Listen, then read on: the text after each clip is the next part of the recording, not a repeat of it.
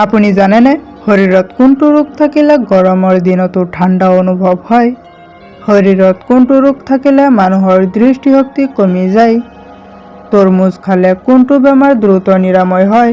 এনেকুৱা ধৰণৰ আৰু কিছুমান নজনা প্ৰশ্নসমূহৰ উত্তৰ জানিবলৈ আমাৰ লগতে ভিডিঅ'টোৰ শেষলৈকে থাকিব বুলি আশা ৰাখি ভিডিঅ'টো আৰম্ভ কৰিছোঁ।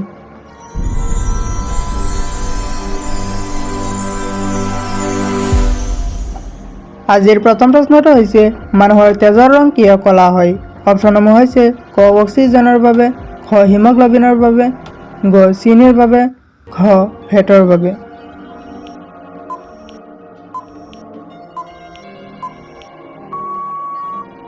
ইয়াৰ ভিতৰত শুদ্ধ উত্তৰটো হ'ব অপশ্যন খ হিমোগ্লোবিনৰ বাবে। মানুহৰ তেজৰ ৰং হিমোগ্লোবিনৰ বাবে ক'লা হয়। আমি আহিছোঁ পৰৱৰ্তী প্ৰশ্নটোলৈ। ভিটামিন চি কোনটো খাদ্যত বেছি পৰিমাণে পোৱা যায়? অপশ্যনসমূহ হৈছে ক নিমখত, খ গাখীৰত, গ ভাতত, ঘ নেমুত।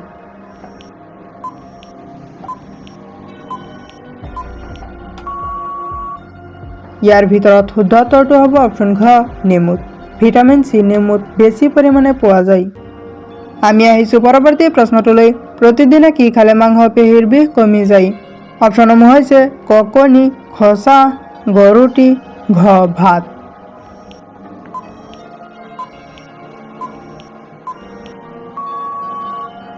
ইয়াৰ ভিতৰত শুদ্ধ উত্তৰটো হ'ব অপশ্যন ক কণী। প্ৰতিদিনে কণী খালে মাংসপেশীৰ বিষ কমি যায়। আমি আহিছোঁ পৰৱৰ্তী প্ৰশ্নটোলৈ। মানুহৰ এটা কাণত কিমানটা হাড় থাকে?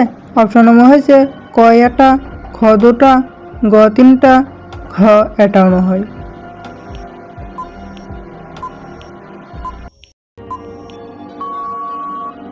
ইয়াৰ ভিতৰত শুদ্ধ উত্তৰটো হ'ব অপশ্যন গ তিনিটা। মানুহৰ এটা কাণত তিনিটা সৰু হাড় থাকে, যিবোৰক অডিটৰী অচিকল বুলি কোৱা হয়। তিনিটা হাড়ৰ নাম হ'ল মেলিয়া, ইনকাছ আৰু ষ্টেপিছ। আমি আহিছোঁ পৰৱৰ্তী প্ৰশ্নটোলৈ। কোনটো উদ্ভিদৰ পাত শ্বাসতন্ত্ৰৰ বাবে উপকাৰী? অপশ্যনসমূহ হৈছে ক ঢেকীয়া, খ ধনতুৰা, গ নিম, ঘ তুলসী।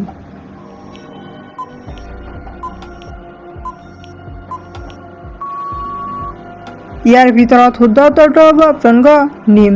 নিম পাত শ্বাসতন্ত্ৰৰ বাবে উপকাৰী।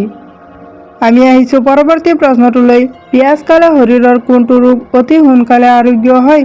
অপশ্যনসমূহ হৈছে ক হৃদৰোগ, খ ডায়েবেটিছ, গ ৰক্তহীনতা, ঘ চৰ্দি আৰু কাহ।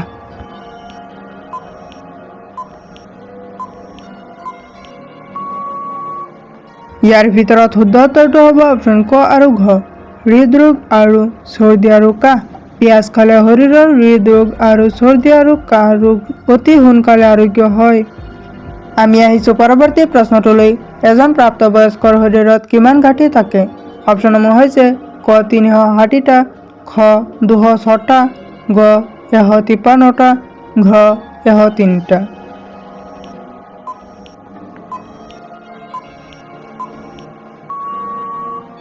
ইয়াৰ ভিতৰত শুদ্ধ উত্তৰটো হ'ব অপশ্যন ক 360টা। এজন প্ৰাপ্তবয়স্কৰ শৰীৰত 360টা গাঁঠি থাকে। আমি আহিছোঁ পৰৱৰ্তী প্ৰশ্নটোলৈ। নিমখৰ লগত কি খালে মূৰৰ বিষ দ্ৰুত কমি যায়? অপশ্যনসমূহ হৈছে ক নেমু, খ কল, গ আদা, ঘ আম।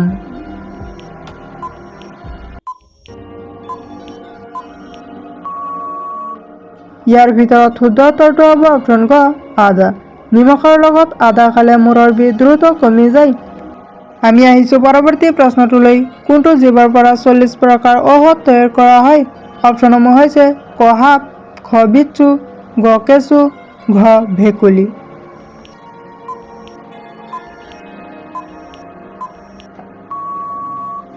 ইয়াৰ ভিতৰত শুদ্ধ উত্তৰটো হ'ব অপশ্যন খ বিচ্ছু। বিচ্ছু নামৰ জীৱৰ পৰা 40 প্ৰকাৰৰ ঔষধ তৈয়াৰ কৰা হয়। আমি আহিছোঁ পৰৱৰ্তী প্ৰশ্নটোলৈ। তৰমুজ খালে কোনটো বেমাৰ দ্ৰুত নিৰাময় হয়? অপশ্যনসমূহ হৈছে ক ডায়েবেটিছ, খ কেঞ্চাৰ, গ মেলেৰিয়া, ঘ হৃদৰোগ।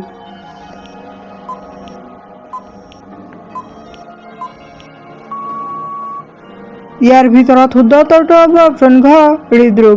তৰমুজ খালে হৃদৰোগ দ্ৰুত নিৰাময় হয়। আমি আহিছোঁ পৰৱৰ্তী প্ৰশ্নটোলৈ। চাবোন তৈয়াৰ কৰিবলৈ তলৰ কোনটো বস্তু ব্যৱহাৰ কৰা হয়? অপশ্যনসমূহ হৈছে ক বেকিং সোডা, ঘ গাখীৰ, গ নিমখ, ঘ দৈ।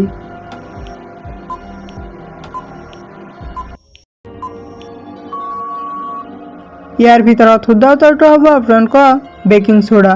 চাবোন তৈয়াৰ কৰিবলৈ বেকিং সোডা ব্যৱহাৰ কৰা হয়। আমি আহিছোঁ পৰৱৰ্তী প্ৰশ্নটোলৈ। কোনবোৰ ফলে এলাৰ্জি সোনকালে হ্ৰাস কৰাত সহায় কৰে? অপশ্যনসমূহ হৈছে ক নেমু, খ কল, গ আপেল, ঘ জলকীয়া।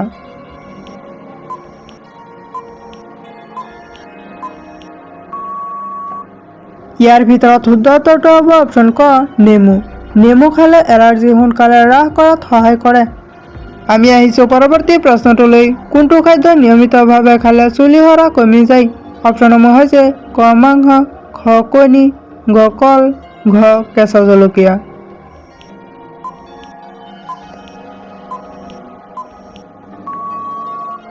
ইয়াৰ ভিতৰত শুদ্ধ উত্তৰটো হ'ব অপশ্যন খ কণী। কণী নিয়মিতভাৱে খালে চুলি সৰা কমি যায়। আমি আহিছোঁ পৰৱৰ্তী প্ৰশ্নটোলৈ। শৰীৰত কোনটো ৰোগ থাকিলে মানুহৰ দৃষ্টিশক্তি কমি যায়? অপশ্যনসমূহ হৈছে ক জণ্ডিছ, খ আলচাৰ, গ ডায়েবেটিছ, ঘ যকৃতৰ ৰোগ।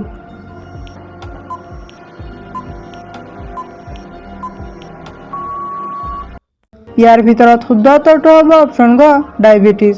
শৰীৰত ডায়েবেটিছ ৰোগ থাকিলে মানুহৰ দৃষ্টিশক্তি কমি যায়। আমি আহিছোঁ পৰৱৰ্তী প্ৰশ্নটোলৈ। শৰীৰত কোনটো ৰোগ থাকিলে গৰমৰ দিনতো ঠাণ্ডা অনুভৱ হয়? অপশ্যনসমূহ হৈছে ক হাইপথথাইৰয়ড, খ বৃক্কৰ সমস্যা, গ ডায়েবেটিছ, ঘ ক্ৰনৰ কৰ্কট ৰোগ।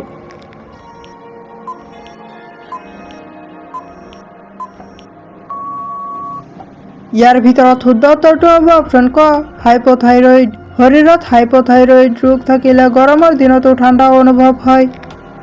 আমি আহিছোঁ পৰৱৰ্তী প্ৰশ্নটোলৈ। কোনটো ৰঙৰ পোহৰ মহে ভাল নাপায়? অপশ্যনসমূহ হৈছে ক ৰঙা, খ নীলা, গ বগা, ঘ হালধীয়া।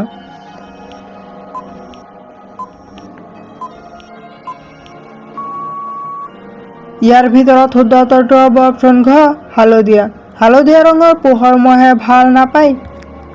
আমি আহিছোঁ পৰৱৰ্তী প্ৰশ্নটোলৈ। মানুহৰ চকুৰ পানী কেই প্ৰকাৰৰ?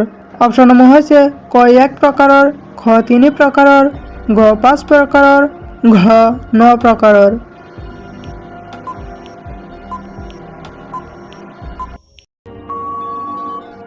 ইয়াৰ ভিতৰত শুদ্ধ উত্তৰটো হ'ব অপশ্যন খ 3 প্ৰকাৰৰ। মানুহৰ চকুৰ পানী 3 প্ৰকাৰৰ। 1 নম্বৰ বেছাল, 2 নম্বৰ ৰিফ্লেক্স, 3 নম্বৰ আৱেগপ্ৰৱণ। আমি আহিছোঁ পৰৱৰ্তী প্ৰশ্নটোলৈ। কোনটো চাহে বয়স বৃদ্ধি লেহেমীয়া কৰে? অপশ্যনসমূহ হৈছে ক সেউজীয়া চাহ, খ ৰঙা চাহ, গ গাখীৰৰ চাহ, ঘ সাত ৰঙৰ চাহ।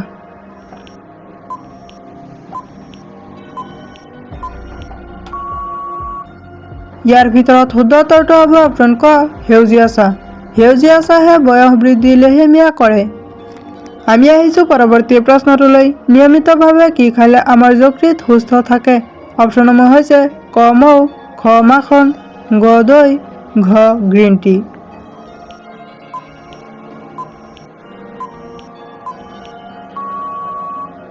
ইয়াৰ ভিতৰত শুদ্ধ উত্তৰটো হ'ব অপশ্যন ঘ গ্ৰীণ টি।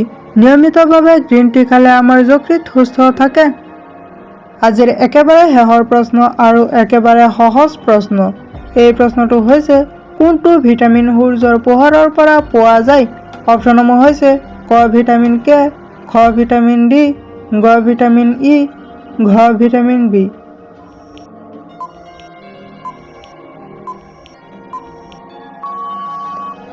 ইয়াৰ ভিতৰত শুদ্ধ উত্তৰটো হ'ব অপশ্যন খ ভিটামিন ডি। ভিটামিন ডি সূৰ্যৰ পোহৰৰ পৰা পোৱা যায়। ভিডিঅ'টো শেষলৈকে দেখাৰ বাবে ধন্যবাদ। যদি ভিডিঅ'টো ভাল লাগিছে তেনেহ'লে এটা লাইক কৰি দিব আৰু যদি এনেকুৱা ধৰণৰ আৰু কিছুমান নজনা প্ৰশ্নসমূহৰ উত্তৰ জানিব বিচাৰে তেনেহ'লে চেনেলটো ছাবস্ক্ৰাইব কৰি ৰাখিব। Thank U.